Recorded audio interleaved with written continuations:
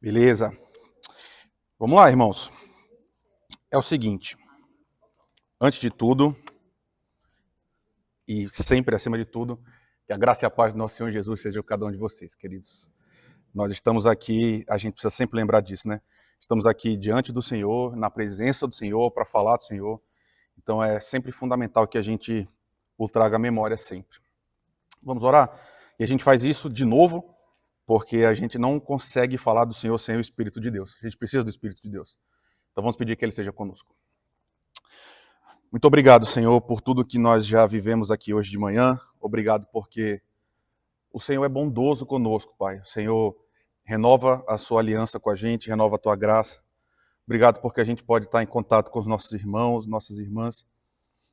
E obrigado porque isso tudo enche o nosso coração, Pai, para que a gente caminhe nesse mundo mal, lembrando que Jesus Cristo é vencedor e que Ele vencendo, nós vamos vencer também, independente do que aconteça em nossas vidas, Pai.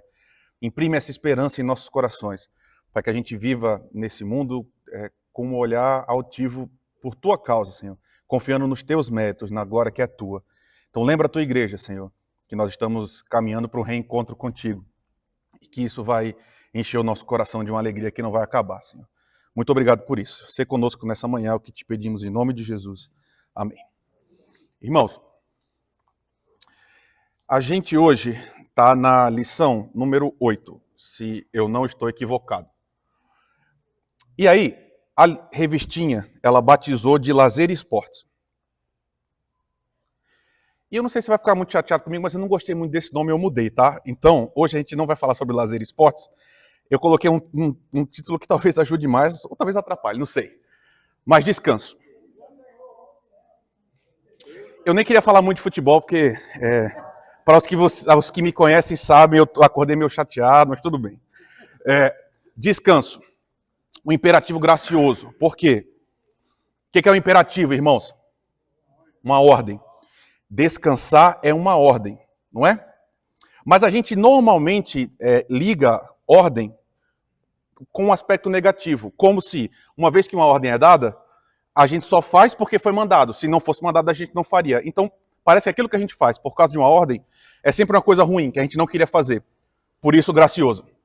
Eu vou tentar mostrar para você hoje que o descanso é um imperativo, sim, mas é um imperativo para te abençoar, para te fazer mais feliz, para te fazer mais pleno. Então, ótimo. Não sei se eu vou voltar muito, mas a gente vai voltar o começo dessa história para um capítulo específico da Bíblia, que é Gênesis capítulo 1. Ótimo. Nasce na Escritura, você já deve ter se deparado com esse tipo de questão. A Bíblia, irmãos, ela é incrível como o povo judeu escrevia, né? A Bíblia não se preocupa em ambientar a gente em história nenhuma. No sentido de, eu vou contar uma história sobre um Deus que é assim, o que a gente esperaria, né? Quando a gente começa a falar sobre Deus, a gente vai falar sobre os atributos de Deus. A Bíblia, o primeiro versículo é, no princípio, Deus.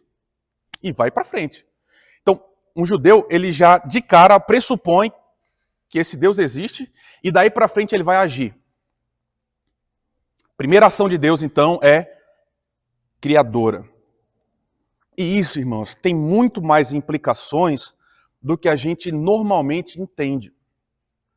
Saber que Deus criou todas as coisas quer dizer muito mais do que simplesmente que a nossa existência deriva de Deus, é tributária de Deus, e que sem Ele a gente não estaria aqui. É mais do que isso. Essa doutrina da criação, ela é fundamental, e ela vai nortear o que a gente vai conversar hoje. Vocês lembram do credo apostólico? Como começa?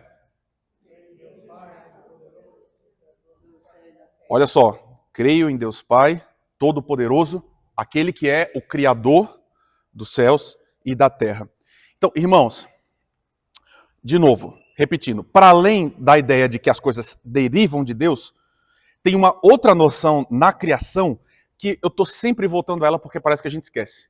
Quando Deus cria as coisas, você concorda comigo que Deus forma tudo o que existe a partir de um princípio que é estruturante? É um jeito bonito de dizer, a vida toda está organizada. Sim, não é aleatório, tem ordens, tem um sistema. Deus criou as coisas, e isso é fundamental, para que elas funcionem de acordo com determinados condicionantes. Sempre assim. Se você voltar ao relato mais tarde hoje, se você quiser, você vai perceber que a própria ordem da criação ela tem uma lógica muito encadeada.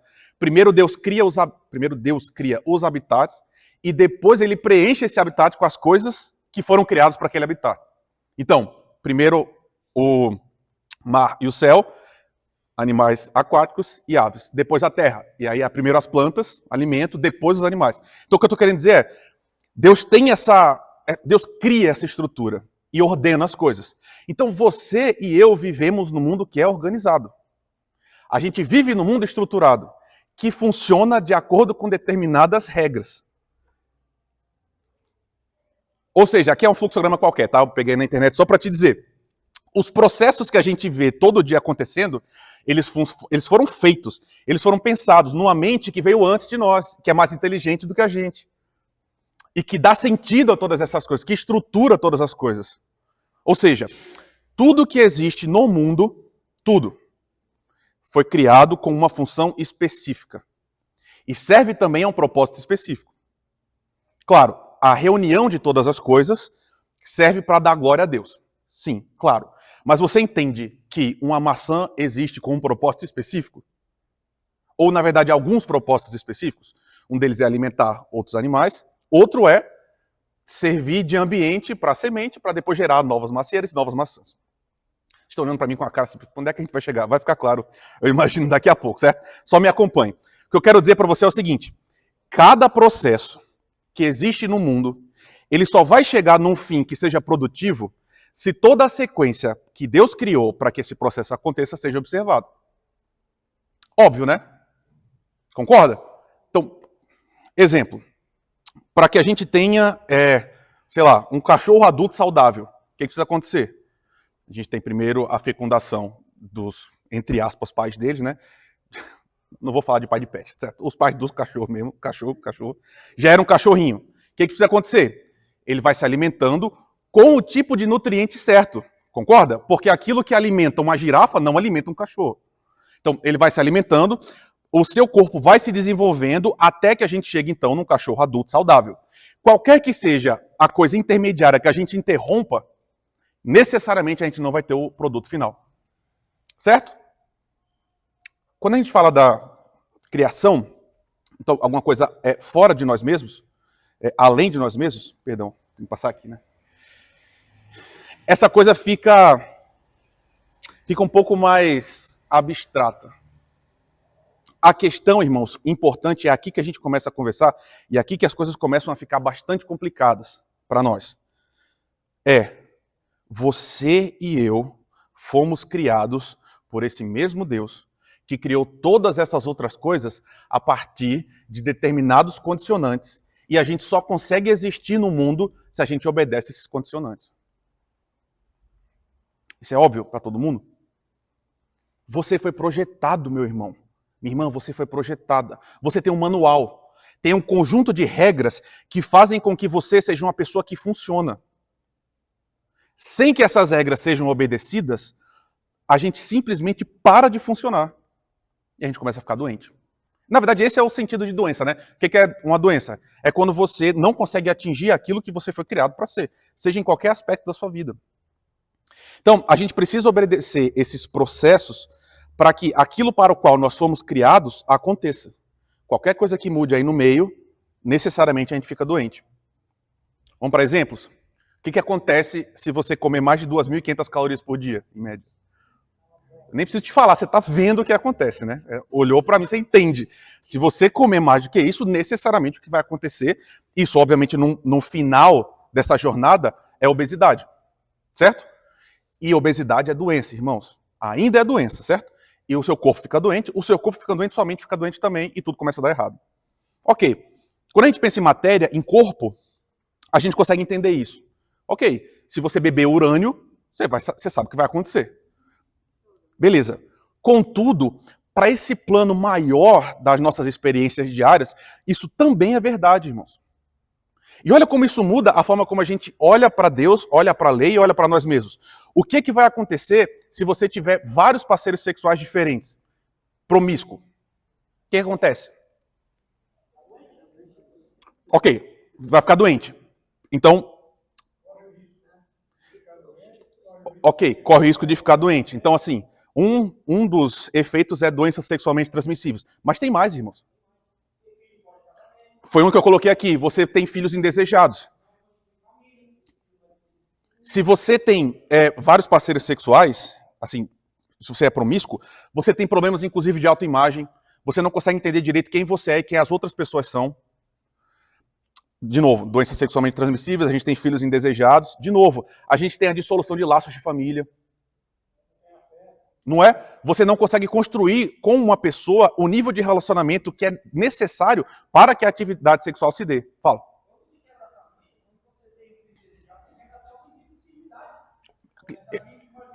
Irmãos, todo mundo percebe isso. Se você tem uma família quebrada, você tem uma fragilidade na sociedade como um todo. E aí aquele bebê que nasce, e, irmãos, de novo, aquele bebê que nasce fruto de uma relação que não era para ser, ele tem culpa da relação que veio antes? Não, mas é um ser humano que nasce marcado por uma dor. Às vezes é maior, às vezes é menor. Porque você pode ter dois pais que vão tentar o máximo possível cuidar dele, mas às vezes ele é abandonado. E sendo abandonado, como é que essa pessoa cresce? Que adulto ele vira? E qual é o tipo de padrão que ele vai reproduzir? O que eu quero mostrar para vocês, então, a gente é criado para funcionar de acordo com determinados condicionantes. E aí, de novo, mais um exemplo só. Se você rouba como meio de vida, o que acontece? De novo, você fica doente. E você faz parte do adoecimento dessa sociedade que é maior. Na medida em que você rouba, você vai estar gerando na sociedade vingança. Sim ou não? Não sei se você já foi roubado, mas caso tenha acontecido com você, é difícil, é um sentimento difícil. Violência, ressentimento, na ponta, para os problemas realmente catastróficos. O que a gente tem? Cara, a gente tem um encarceramento em massa, uma população carcerária gigantesca, violenta, que a gente tem problema. Então, note que coisa incrível, pelo menos da minha perspectiva, certo? O que é a lei de Deus? Porque a gente pensa, e eu não sei, irmãos, aqui eu vou abrir o coração de novo, né? Eu vi fazendo isso. Mas as pessoas vêm falar assim, pastor, eu estou preocupado com meu filho vai para a faculdade, meu filho indo para a faculdade, ele vai abandonar a fé, e a gente tem que... Eu odeio essa expressão, irmãos. Putz, estou sendo muito grosso, né? Eu acho essa expressão um pouco complicada, que é, a gente tem que manter os nossos filhos na igreja. Muitas vezes as pessoas falam isso querendo dizer o seguinte, vamos encher de atividade para não dar tempo do adolescente ver o que está acontecendo no mundo e se relacionar com ele. Eu acho isso ruim, irmãos. O que eu acho? A gente precisa começar a saber explicar a nossa fé de uma maneira mais robusta. Qual é? Eu queria ter aprendido dos meus líderes lá no passado, da igreja, que eu não tinha que sair ficando com várias meninas, não é porque crente não faz isso. Que às vezes é a explicação que a gente dá. Sabe? Ah, por que não é para você fumar maconha? Um adolescente, e você também, certo? Mas para um adolescente a gente fala isso. Não é porque é errado nesse sentido. A gente precisa saber explicar para as pessoas o seguinte, a lei de Deus, ela é dada para nós para nos libertar, irmãos, não para nos prender. Quando a gente entende isso, a nossa relação com Deus muda radicalmente. Porque entender a lei de Deus como uma prisão é entender o contrário do que a Bíblia ensina, e aí a nossa relação com a lei de Deus passa a ser penosa. Entende? Olha que coisa incrível. O povo estava escravizado no Egito. O povo obedeceu à lei de uma forma muito intensa. Deus viu essa obediência e libertou o povo? Foi isso? Não. Por quê? O povo não obedeceu, entre outras coisas, por quê? Porque, vou responder logo, tá? Porque nem lei tinha escrita, codificada. Não é? A lei vai vir em Êxodo capítulo 20, o povo já saiu do Egito. Primeiro Deus liberta o povo, então primeiro vem a salvação, depois vem a lei. Então, irmãos, para que serve a lei? Deus está dizendo o seguinte, olha, povo que eu amo, que eu criei para mim, vocês foram livres, eu libertei vocês do Egito. Eu estou entregando para vocês agora uma vida que não é uma vida aprisionada. É uma vida que eles foram criados para viver desde o começo. Uma vida verdadeiramente livre. A lei de Deus é liberdade, irmãos. Por quê? Porque quando você não usa o nome de Deus em vão, quando você guarda o sábado, quando você não cobiça a mulher dos outros, quando você não rouba, quando você não mata, o que você está fazendo é promovendo saúde. E vivendo saúde. Percebe? Então, de novo, eu gostaria de ter sido dito isso, que tivessem dito para mim isso, antes. Para eu entender que a minha relação com Deus é uma relação de amor. Ele me pede, Rafael, se você me obedecer, você vai estar vivendo a melhor vida possível, não a pior. Então, quando a gente fala para o nosso adolescente assim, cara, sai desse caminho, não é porque os amigos dele estão vivendo uma vida excelente, a gente quer prendê-los na igreja que é pior, é o contrário. A gente está dizendo para eles assim, filhos, filhas, não vão por esse caminho, vai dar errado. Sempre dá errado. Por quê? Porque nós não fomos criados com esse objetivo. Então, vamos avançar ainda um pouco mais. Aqui a gente tem, então, vamos para a Bíblia. A gente tem Gênesis capítulo 1, e o texto começa 1 a 5.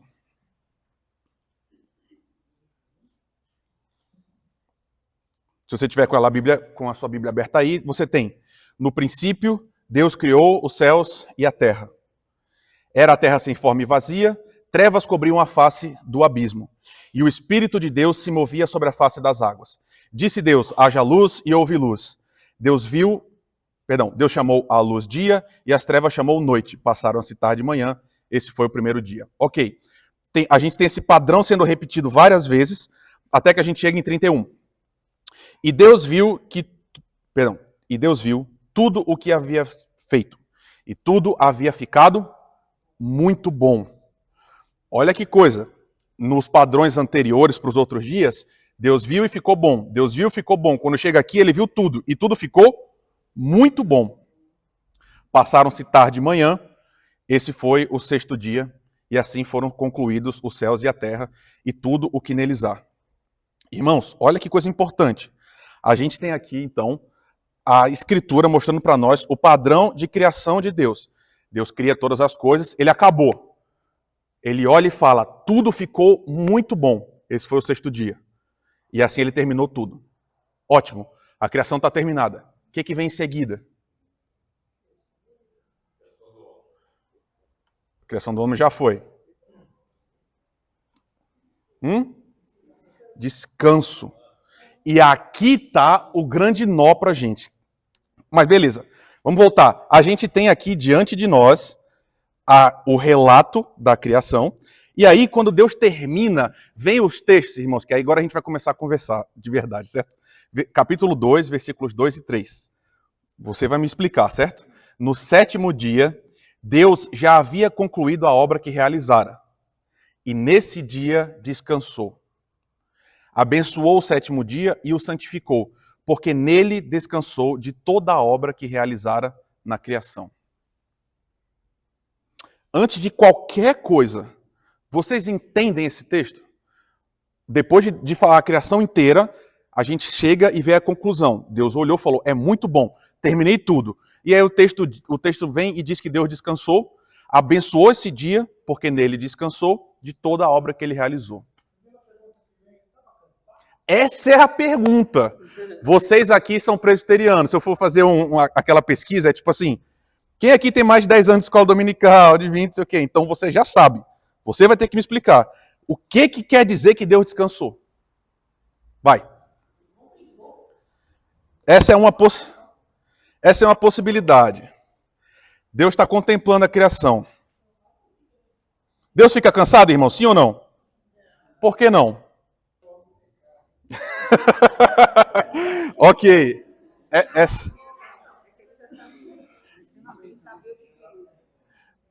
Olha só, está surgindo outras possibilidades. Irmãos, Deus descansou. A Bíblia diz que Deus descansou depois de concluir sua obra. E aí ele pega esse sétimo dia e o santifica. O que significa santificar? Separar. É um dia separado, então. Nós temos 6 dias, o sétimo dia é separado. E aí o texto repete, porque ele descansou de toda a obra que ele fez. A pergunta que fica para nós é, caramba, se Deus é onipotente, se ele tem todo o poder, e aí, irmãos, a Bíblia é absolutamente assustadora na descrição dela do seu Deus. Por quê? Como é que Deus cria as coisas? Existe toda uma linguagem de artífice, certo? Foi alguém que teve cuidado, teve esmero em fazer todas as coisas. Mas o poder operador disso tudo é a palavra. Lembra? Deus fala. Deus disse, haja luz. E aí? E houve luz. E aí Deus, nos outros dias, a gente intui que como é que ele foi criando as outras coisas? Deus vai falando. E na fala as coisas aparecem. Então, é óbvio, para mim e para você, a gente está diante de um problemão, certo? A gente não sabe criar as coisas. Para a gente dá trabalho. Para Deus dá trabalho, irmãos? Não. Deus fala e as coisas aparecem. E aí, a gente tem um texto, então, que está dizendo que Deus descansa. A palavra que a gente tem, e essa era a hora de você ouvir, porque eu ia botar uma imagem da palavra hebraica para você me dizer o que significa, certo? Mas está aqui o hebraico, descanso. O que significa descanso? Porque essa é a parte importante nesse momento que a gente está agora. O que significa descanso nesse contexto? Bem, a pronúncia da palavra hebraica está perto de Shabá, de onde a gente tira o Shabá bíblico e para nós, sábado, certo? Eu vou te dar algumas possibilidades de tradução dessa palavra. A gente tem tradução como fim, a maior ocorrência dessa palavra na Bíblia quer dizer fim. Simplesmente, acabou, final. Então, pode simplesmente o texto estar dizendo que Deus chegou até o final e parou. Terminar, causar, cessar. Essa é a ideia. Uma delas. Outras ideias. Eliminar, destruir, parar. Todas essas palavras embutidas, essas traduções embutidas em palavras que estão dentro desse contexto de Shabá. O que eu estou querendo dizer para você? Essa palavra, na Bíblia, vai sendo usada com uma noção que está além de um descanso físico. Certo? A gente intui que essa palavra quer dizer o seguinte: olha, a gente está cansado, você trabalhou muito, o que você precisa fazer? Você para, cessa o seu trabalho, e a partir disso você vai recobrando suas energias. Essa palavra, é por isso que eu estou insistindo tanto nela. Essa palavra, na Escritura, nesse primeiro contexto, ela quer dizer muito mais do que isso. Ela não quer dizer apenas esse tipo de cansaço. Ela quer dizer mais. Então, entender o que o texto está querendo dizer sobre esse ato de Deus tem total relação conosco. Então, volto à pergunta. Olhando para isso com calma, o que quer dizer que Deus descansou da sua obra? Uma das explicações que foram dadas aqui hoje é que Deus está contemplando. E essa ideia é muito importante, irmãos. Muito mesmo. Deus cria todas as coisas. Ele olha todas as coisas e ele vê, isso daqui ficou muito bom. E a partir disso, ele separa um dia inteiro para fazer o quê? Só para olhar o que ele está fazendo. E assim, quando eu falo olhar, eu sei que você está entendendo que é algo um pouco além disso. Deus está tendo prazer na sua própria criação. Oi?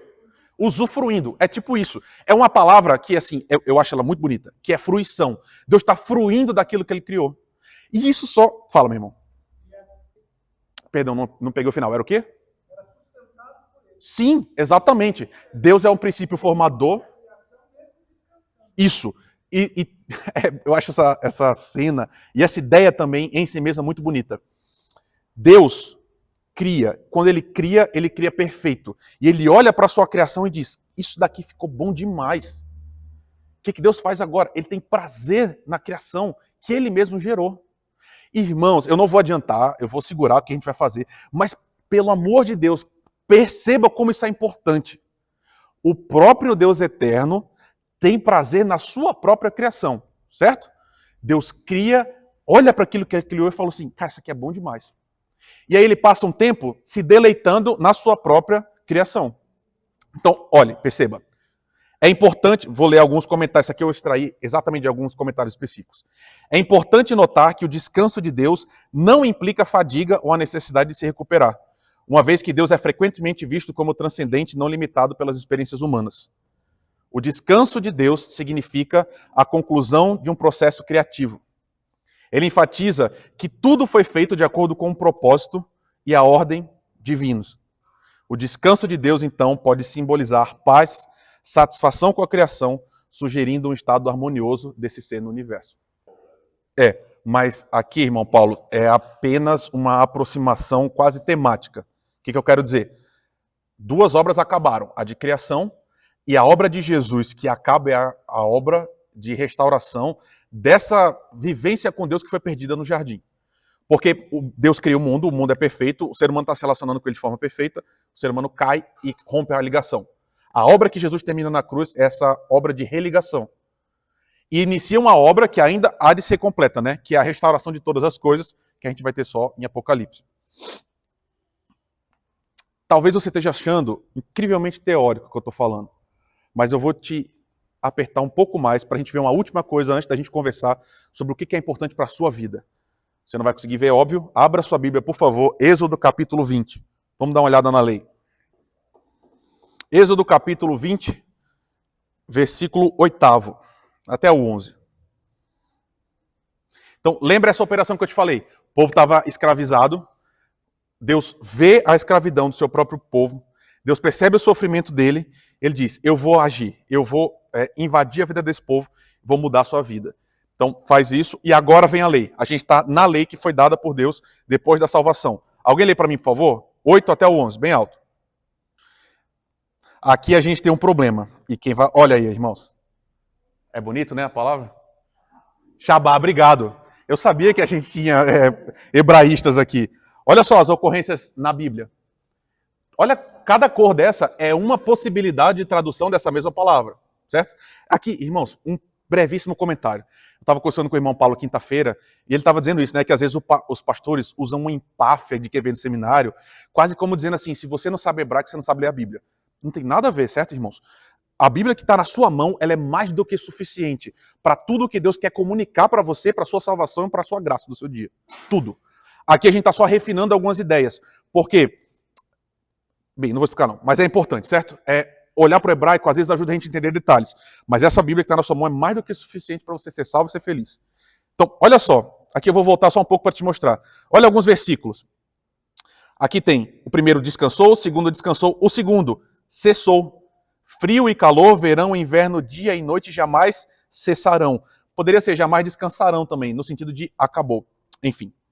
Mas eu quero mostrar para vocês isso daqui. A gente acabou de ler esse texto.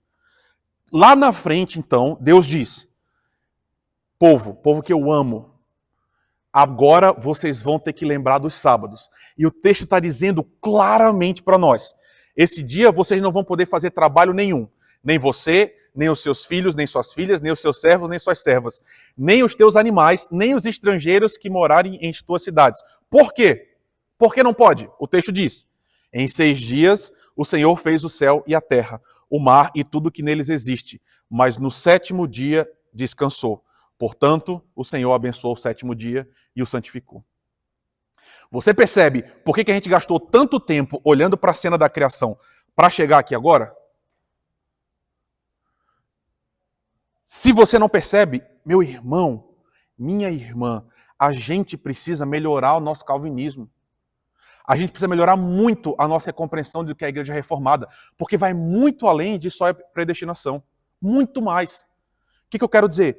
Se o que a gente está olhando é verdade, e se o fato que a gente é chamado a descansar vem de Deus e vem direto de Deus, você concorda comigo que o nosso descanso tem que espelhar o descanso de Deus? Vou repetir. Deus está dizendo aqui agora, no dia do sábado vocês vão separar. Vocês não vão trabalhar.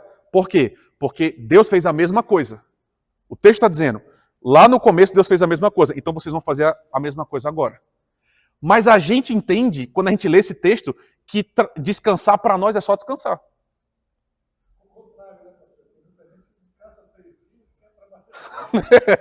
Certo, verdade. Para além dessa galera, o que eu quero mostrar para você é o seguinte, quando a gente fala que a gente tem que descansar, meus irmãos, a gente às vezes confina esse conceito a ficar deitado no domingo, certo? É isso que eu estou falando. Trazendo para a nossa realidade agora. A gente pensa, ok, a gente tem que descansar. O que eu vou fazer para descansar? Eu vou deitar. E não vou fazer nada. E eu vou repor minhas energias. Isso está errado? Deitar e repor as energias é errado? Não. De novo, se você não deitar e descansar, o que vai acontecer? Você vai morrer, certo? Inclusive, eu devia ter colocado isso, né? Se você pesquisar com um pouquinho mais de esmero, você vai perceber que sono é uma das necessidades humanas que, se você retirar, você pira mais rápido. Você consegue passar um tempão sem comer.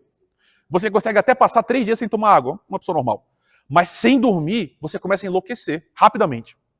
Então, a gente precisa descansar, beleza. Só que o descanso nosso dos cristãos, e é por isso, irmãos, a gente não está aqui discutindo hebraico e tal, é a sua vida.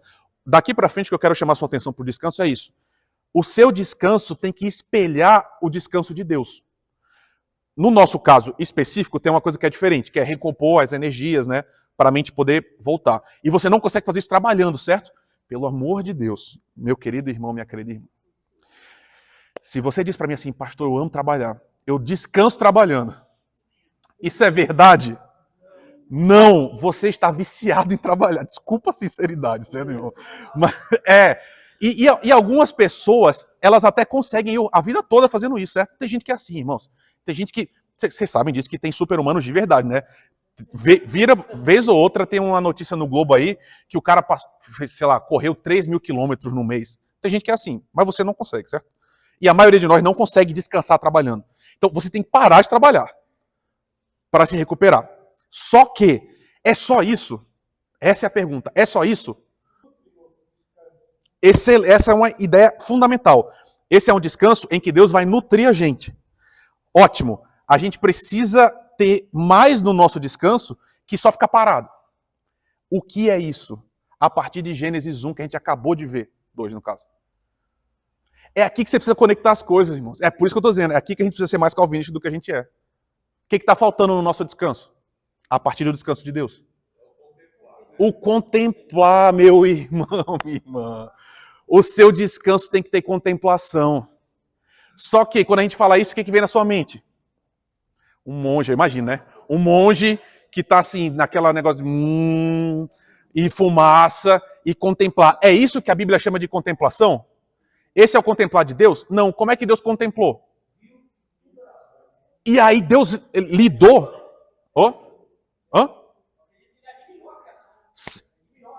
A palavra é essa. Deus admirou a criação. Meu querido, minha querida irmã, a gente é influenciado por um sem fim de ideias que estão além da Escritura. Então, às vezes a gente fala assim, a gente tem que separar o domingo para descansar. Isso é verdade? Sim, é verdade. Tem que ser no domingo? Aí pergunta para o pastor Alfredo, que ele é que é a moral. Não vamos falar disso agora. Mas você tem que descansar pelo menos um dia. Nesse dia, você tem que parar e descansar. E você tem que também contemplar.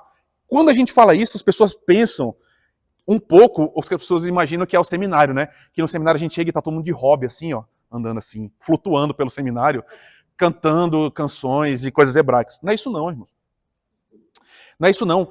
O sábado, o nosso sábado no Senhor, espelha o sábado dele, que veio primeiro. Que tem esse aspecto contemplativo, mas, irmãos, é contemplar o quê? E foi dito aqui agora. O que Deus contemplou e teve prazer? A criação, então, meu irmão, não é você ficar parado na sua cozinha com os olhos fechados assim, tentando atingir um estado mental diferente. Irmã, muito obrigado por ter falado isso, porque é a próxima fase agora. E perceba, de novo, irmãos, isso é que eu acho fundamental. O que eu acho que é um bom pastor, um bom professor? Não adianta a gente ficar falando sobre isso daqui, e aí você chegar e falar assim, e agora? O que eu vou fazer na minha vida? É o que a gente vai falar exatamente agora. Olha só. Esse negócio de que você não consegue descansar com criança, é difícil eu me relacionar porque eu não tenho filhos. Mas eu fui uma criança que sabotei o descanso dos que estavam cuidando de mim. Então eu consigo entender o que está querendo dizer. Vocês estão vendo minha mãe aqui, certo? Ela tem mais paciência do que parece. Então, olha só. O que eu quero dizer para vocês, meus irmãos, vocês são crentes, vocês são presbiterianos. O descanso de vocês envolve um deleite na criação de Deus. Essa é a tese. Sabe por quê? A gente tem um cristianismo, você não sabe disso e nem precisa saber, mas é assim. A gente tem um cristianismo que é platônico. Qual é a ideia de Platão? Lá atrás. Platão disse assim, tudo que existe no mundo é ruim, está caído. Existe o mundo das ideias, que esse mundo das ideias é um mundo perfeito. O mundo da matéria é um mundo caído. O que a gente tem que fazer? Vamos voltar para o mundo perfeito. Como? Vamos ficar pensando. Vamos imaginar. E aí, um monte de gente hoje acha que amar muito Deus, estar num culto, por exemplo, que é muito cheio da presença de Deus, é uma experiência que não tem nada a ver com matéria. Ou seja, você nem sente a cadeira, nem sente quem está do seu lado. Você está num outro plano, essa é a noção. Isso está totalmente contrário à Escritura, irmãos. Todas as vezes que a gente vê Deus descrevendo o paraíso, não é um local etéreo, cheio de nuvem, que você está flutuando num espaço perdido de uma música bonita. Não é isso. A descrição, uma das descrições mais famosas da Escritura sobre o céu é um casamento. Lembra disso? As bodas do Cordeiro, certo? Você lembra como era o casamento judaico? Meu irmão, não era esse negócio que a gente vai, passa 2 horas numa recepção e volta para casa, não. Jesus já estava na festa há quantos dias? Então perceba, é uma festa de verdade. No céu, se você não sabe disso ainda, eu vou te lembrar. No céu, meu querido irmão, minha querida irmã, esqueci de passar aqui, né? No céu vai ter matéria, certo? Você vai ter um corpo. No céu vai ter comida, de você morder e comer. Por quê? Jesus ressuscita e ele vem no espírito? Não, Jesus vem num corpo. Você vai ter um outro corpo também? Sim. O seu novo corpo vai ser melhor que o que está agora? Sim, graças a Deus. E todo mundo... todo mundo diz, vem logo, né? Eu quero ir para o céu hoje, né? Fala, você quer falar? Não. Então, o que eu quero dizer para você é, meus irmãos, e aqui eu vou entrar no campo que é muito perigoso, mas eu vou arriscar e vou confiar na sua maturidade, certo? A gente é chamado a não rejeitar o mundo e falar, eu só quero as coisas espirituais. Não é assim. Nós vivemos tudo que tem no mundo olhando o Deus que criou essas coisas, que é bom, e que criou essas coisas boas, e aproveitando essas coisas. Queridos, isso pode parecer uma coisa trivial, mas acredite no que eu estou dizendo, não é. Não é, isso é importante, isso é fundamental. Por quê? O que os fariseus fizeram? Por isso que você vê como Jesus fica virado com eles. Porque os caras eram malucos. Deus deu um dia para os caras descansar e aproveitar a vida. O que eles fizeram? Botaram um monte de regra que você não conseguia aproveitar nada, estava preso. E aí Jesus fala, não foi o sábado, perdão, não foi vocês que foram criados para o sábado. Ou seja, o sábado não foi... Vixe. Jesus está dizendo o seguinte, vocês existem. Isso. Ele está dizendo, vocês existem. Eu quis abençoar vocês, por isso eu criei o sábado. Não é o contrário. Então isso aqui é para libertar.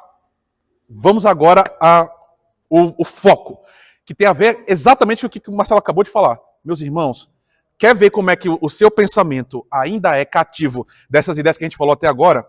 A gente está aqui agora. Todo mundo concorda que aqui a gente está se alimentando de Deus. Todo mundo concorda que aqui a gente está descansando no Senhor. Saindo daqui, vamos supor que você fosse para cá. Certo? Vamos supor que essa fosse... vamos supor que essa fosse a sua experiência. Saindo daqui. Quase todo mundo aqui hoje, se você for extremamente sincero, quase todo mundo pensa assim, a parte espiritual ficou de manhã, e agora eu estou indo para a parte que é menos espiritual, que é comer. Não é assim que a gente pensa? Quase sempre a gente pensa assim, você olha para um churrasco de crente, dificilmente você pensa que aquelas pessoas estão adorando a Deus. Dificilmente você pensa que aquelas pessoas estão experimentando Deus naquela atividade. Você entende? Mas o que eu estou falando para você é exatamente o contrário. Quando Deus vê a criação e olha a criação e se deleita na criação, o próprio Deus está ensinando a gente o seguinte, cara, comer é bom. Sim, sim. Isso tudo aí foi a gente que inventou essas coisas. Sim. O que eu estou querendo dizer para você, meu querido irmão, minha querida irmã, Deus criou um mundo e deu de presente para você. Deus não te criou um espírito amorfo fora de um corpo que está flutuando aí e que está preso nessa carne esperando ser libertado. Não é assim. Isso. Exatamente. Porque senão a gente começa a entrar num tipo de cristianismo que eu sei que você conhece. Que é a galera que fala assim, crente não pode ir fazer churrasco. Aí, e você pensa, se a gente sair daqui e for para um churrasco, a gente mesmo, para voltar à noite, e a gente estiver muito alegre, falando muito alto e rindo muito, as pessoas vão olhar e falar, quebrou a espiritualidade. Sabe? Porque ser espiritual é o quê? É ser calmo, é ser plácido. Irmãos, isso não está na escritura. Fala, meu irmão. Eu não queria entrar muito nesse assunto, porque... Não, eu vou explicar por quê. Sim. Eu vou dar a minha leitura. Não é a leitura da Igreja Presbiteriana do Brasil inteira. Talvez não seja a ideia do pastor Alfredo, e ele é o pastor da igreja. A gente vai seguir o que ele está dizendo. Vou dizer o que eu acho. Eu não acho que necessariamente a gente tem que estar restrito no domingo. Eu acho que existe uma adaptabilidade de Deus para que você escolha um dia para descansar. Não precisa ser no domingo, na minha opinião. Não precisa ser no domingo. Então, eu acho que a pessoa que está no churrasco hoje, que cozinhou para nós hoje, que a gente vai comer no restaurante, pode descansar amanhã. E eu não vejo nenhum problema nisso. Então, Existem, existem muitas coisas para se falar sobre o domingo, certo? Como ele é praticado, é uma aula que eu acho que a gente pode conversar num segundo momento. Eu queria que você entendesse o que eu quero comunicar para você hoje, que é a sua relação com a criação, a sua relação com as coisas criadas. Ou seja, a sua relação com o mundo. Como é que eu devo me colocar no mundo se eu sou crente? Eu devo rejeitar as coisas do mundo ou não? Então, de novo, irmãos, olha isso aqui. Se você tiver... Qual é a minha tese? Isso vai mudar tanto a sua vida, você não tem noção. Se você entender isso, e se você perceber que Deus criou para ser assim, você vai entender que Deus não só permite, como Ele quer que você se divirta, meu irmão, minha irmã. Deus te criou para você ser feliz, alegre, de verdade. Isso está nele? Sim, mas também está na criação, que aponta para Ele, é isso que eu quero dizer. Aponta. Dá para a gente ter um churrasco pecaminoso e ruim? Claro que dá. Não estou dizendo que todo churrasco é santo, eu só estou dizendo que o nosso descanso tem que envolver a contemplação de coisas boas criadas por Deus. Outro exemplo. Olha isso. Oh, meus irmãos, faz diferença, viu? Você sair da igreja e ir direto para a praia é um pecado? Acabou aqui a EBD, certo? Vamos supor que você mora do lado desse lugar. Acabou a igreja e você vai para a praia. Isso é pecado? Existem cristãos que dizem que é pecado? Sim. É a maioria? Sim. É, gente, é isso que eu estou dizendo. A gente mora num país em que as pessoas dizem o seguinte: crente na praia no domingo. Pode não. É isso que eu estou defendendo. O que eu estou defendendo é isso. Você, ao experimentar a criação boa de Deus, se relacionando com a criação boa de Deus.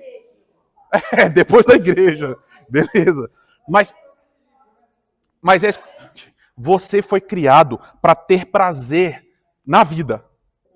Meu irmão, eu concordo com isso quando as pessoas não se convertem, não são convertidas. Só que quando elas se convertem, parece que a igreja ensina que o prazer que você tem é errado. E que você não deve sentir prazer em quase nada. Ou que você tem que diminuir o máximo o seu prazer. Eu acho que a gente precisa repensar isso. Fala, minha irmã. Sim. Tudo isso é importante.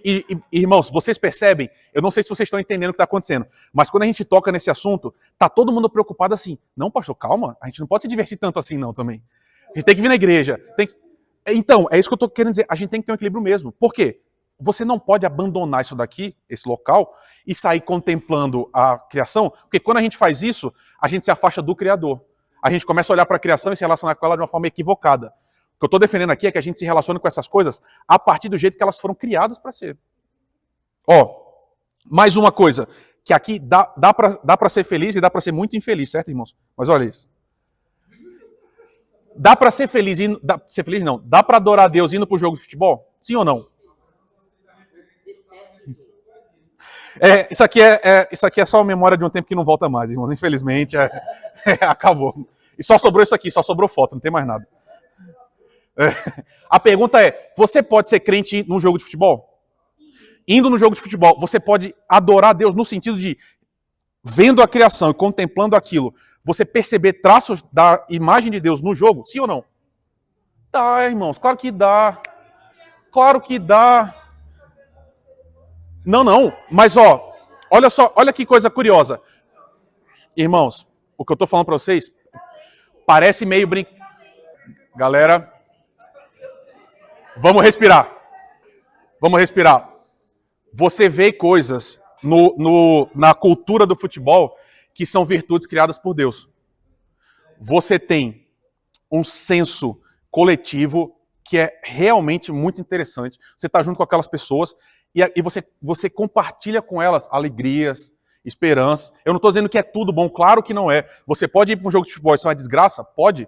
Você pode ir se envolver com briga de torcida, você pode se envolver com máfia, a gente está roubando dinheiro dos outros. Tem um monte de coisa ruim. Aposta. Só que o que eu quero dizer é que tem coisas boas também. E você precisa saber se relacionar com essas coisas boas com o Deus que você serve. Exato. Olha, pouquíssimo antes do meu pai morrer, assim, um mês antes, a gente estava no Rio e a gente foi para um Fla-Flu. Eu e ele odiávamos os dois times, a gente foi para lá só para estar lá. Mas assim, a gente foi de metrô, assistiu o jogo, voltou, a gente passou um tempo junto, a gente se divertiu vendo ali o esporte, voltou para casa e genuinamente, irmãos, eu não sei vocês, isso acontece comigo com frequência. Eu estou num espaço desse e eu penso assim, Deus, muito obrigado porque eu estou aqui. Sério, muito obrigado porque o Senhor me proporciona isso, eu estar junto com meu pai, a gente está se divertindo, vendo, e é isso que eu estou querendo defender. Existe a presença de Deus nas coisas que Ele criou. Eu, obviamente, tive muito cuidado em escolher a imagem, mas quer outro exemplo? Ai, irmão, isso é muito loucura, né? Tem pastores que não têm relação com sua esposa na semana da ceia. Por quê? Porque entende que assim, a gente tem que se purificar para o domingo. De novo, colocando uma dicotomia entre a atividade sexual e o que Deus criou de santo e puro. Irmãos, Deus criou, se você está casado e o seu casamento é heterossexual, a atividade sexual foi criada por Deus, dado de presente para vocês terem o máximo de prazer que vocês puderem juntos. E quando você faz isso, você experimenta Deus de verdade, a partir das coisas que Deus criou. A atividade sexual ensina alguma coisa sobre Deus para nós. Então, não é uma coisa interditada, pelo contrário. Se você ler Cantares, você vai perceber que Deus não só não reprova, como recomenda. Mais uma. Último. Você está num jantar com sua família. Isso aqui é uma coisa... A frase ia ficar ruim. Eu ia dizer, não tem nada mais divino que isso. É claro que tem. Mas quando crentes, uma família crente, está junto, celebrando, o que eles estão vivendo é de verdade o que Deus criou para a gente viver. Então, tudo isso, tudo que eu falei, é para dizer o seguinte: a criação de Deus, irmãos, é boa. E ela não é só boa, não. Ela é muito boa. Quem foi que disse isso? O próprio Deus. Então, não está errado você viver a vida. Todas essas coisas que a gente falou, você pode experimentar de forma pecaminosa. Pode. E se você experimentar de forma pecaminosa, vai te matar. Então não faça. Só que existem formas de você fazer que são boas. Então, de novo, voltando à pergunta. Tá lá no domingo, eu tenho 3 filhos. A casa tá o caos. Tá cheio de louça, não sei o quê. Hã? Como é que eu descanso nesse domingo? Eu descanso também sem fazer nada, claro.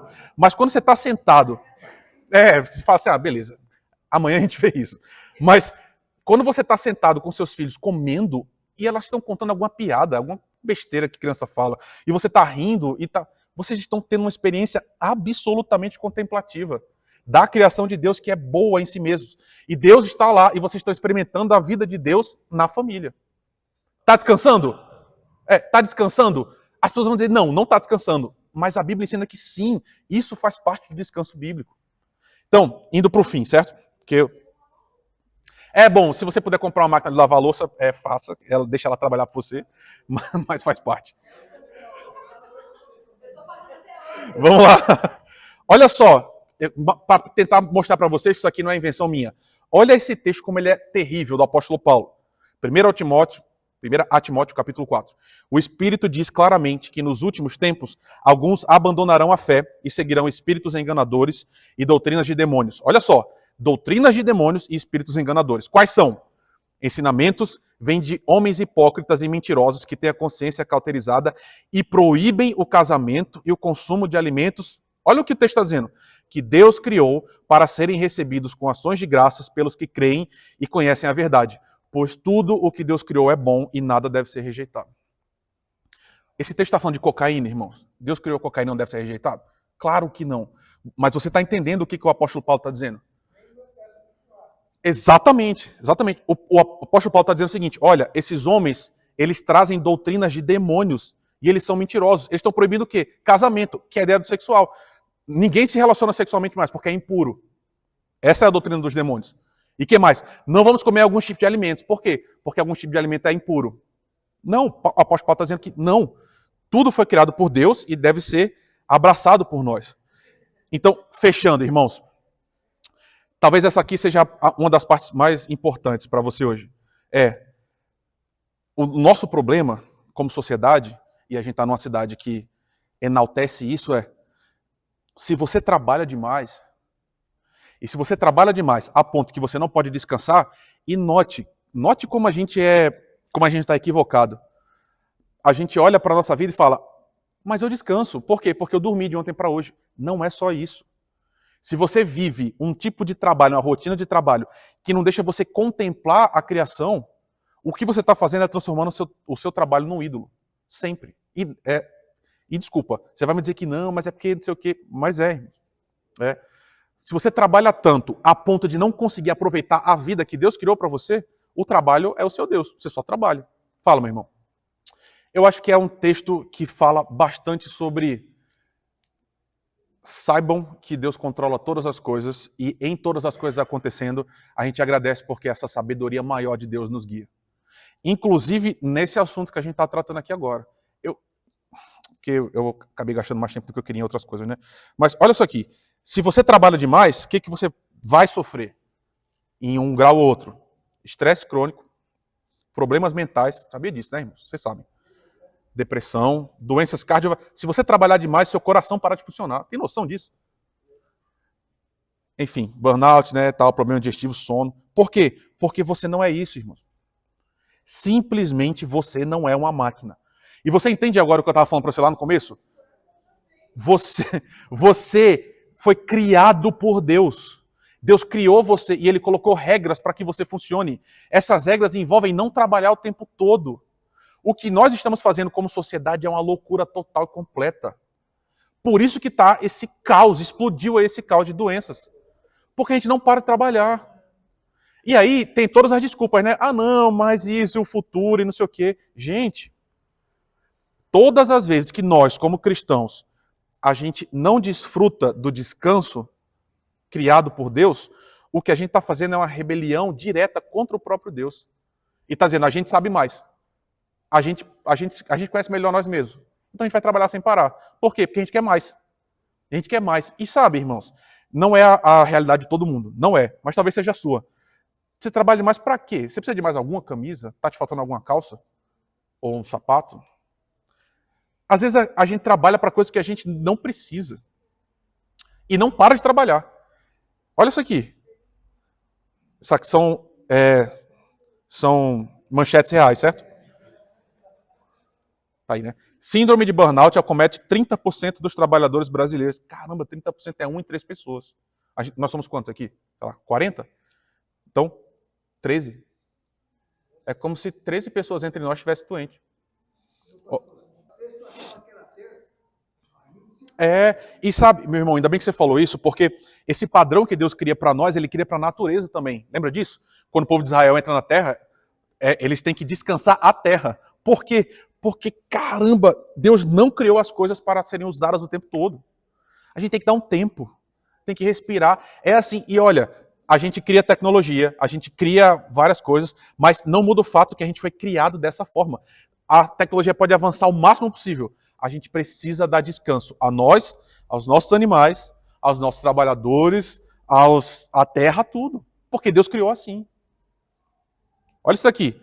Trabalhar demais mata quase 1 milhão de pessoas por ano no mundo. Tem noção disso? E olha a última ali. Transtornos mentais são a 3ª maior causa de afastamento do Brasil no trabalho. Eu quero te mostrar um último dado, porque existe uma mentira que é contada e recontada e recontada e recontada, que atrapalha esse assunto. Qual é? As pessoas falam que o brasileiro não gosta de trabalhar. Já ouviram isso, né? O brasileiro é preguiçoso. Ah, é? Olha isso daqui. Esse é um dado real, certo? Ali na direita, ó, ali está o Brasil. Um brasileiro médio trabalha 1.970 horas. Vamos olhar um francês, que é o primeiro ali circulado? 1.500, irmãos. No Reino Unido, 1.800. No Japão, que os caras são... Lembra? Todo mundo olha para o Japão e fala, caramba, o japonês trabalha muito. Eles não param. Eles trabalham menos que o brasileiro. São dados. Olha aqui, ó. Alemanha, Dinamarca. Você percebe, irmãos? E assim, eu não sei o que você pensa sobre isso. Mas o que a gente está fazendo é uma loucura total e completa, irmãos. Essa nossa vida é maluca demais.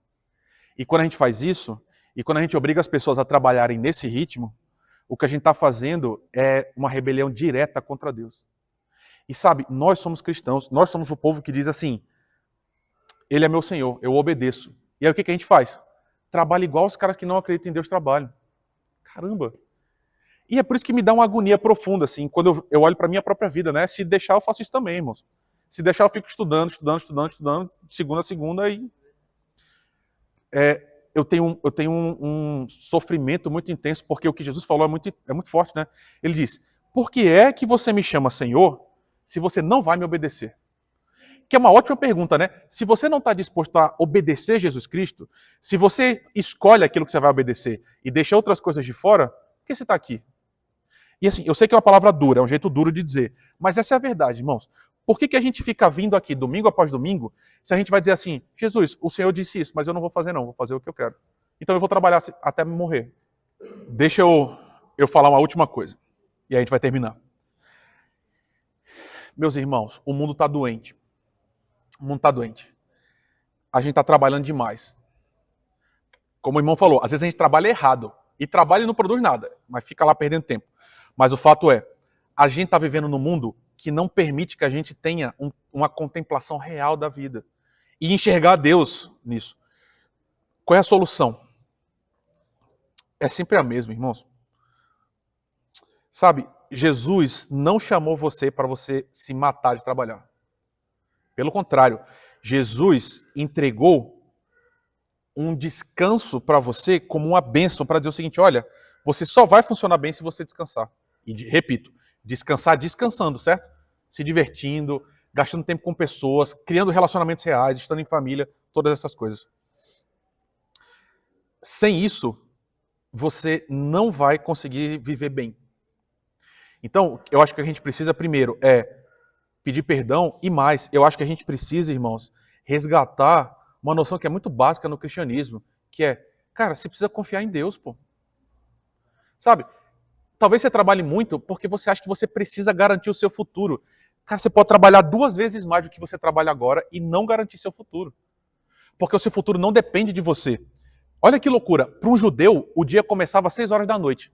Você sabe disso, né? 6 da tarde começa o dia e aí no outro dia começa às 6 horas de novo. Por quê? Porque na mentalidade judaica, você primeiro descansa e depois vai trabalhar para receber aquilo que Deus já te deu, enquanto você estava dormindo. Por isso que no Salmo tem escrito, aos seus amados, ele dá enquanto dorme. O judeu sabia, eu vou primeiro descansar. Por quê? Porque o que é meu, o que eu preciso, Deus já me deu, depois eu vou lá só pegar. Então, se você está trabalhando desesperadamente porque está com medo do futuro, lembre quem é seu Senhor.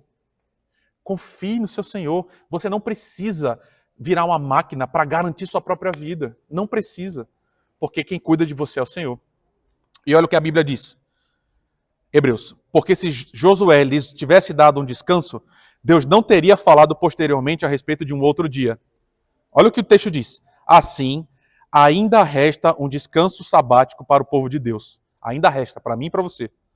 Pois todo aquele que entra no descanso de Deus também descansa das suas obras, como Deus descansou das suas. Portanto, esforcemo-nos por entrar nesse descanso, para que ninguém venha a cair, seguindo o exemplo da desobediência. Último texto de hoje, irmãos.